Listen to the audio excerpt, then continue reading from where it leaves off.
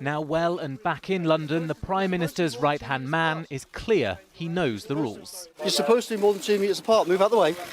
He insists his drive to Durham during lockdown was allowed. Downing Street says Dominic Cummings left his London home after his wife became unwell. Fearing he too would become ill, it was essential, the statement said, to ensure their son could be cared for.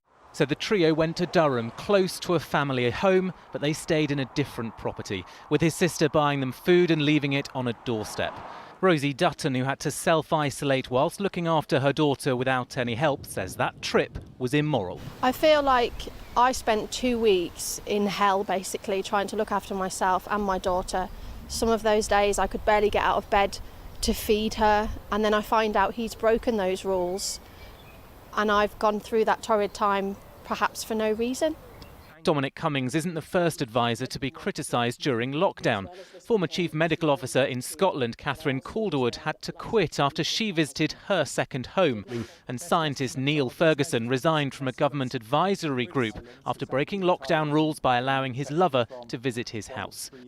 Now some opposition parties want an investigation into the Prime Minister's top advisor. There's a responsibility on the Prime Minister, and there are questions the Prime Minister has to answer, because we are told that those within government knew about this some weeks ago. So when did the Prime Minister know about this? Why did the Prime Minister not take action?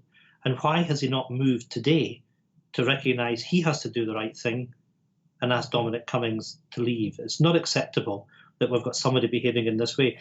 But in Downing Street, ministers are standing by Dominic Cummings and his decision to swap homes during lockdown.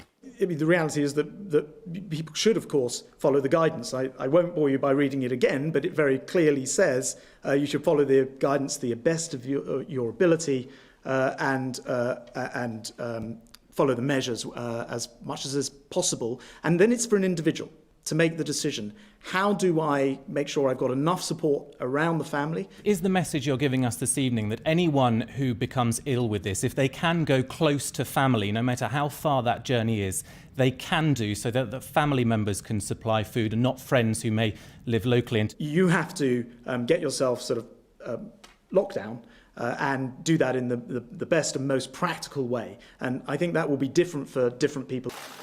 For Dominic Cummings, that meant a 250-mile journey, as tonight number 10 stands by its man.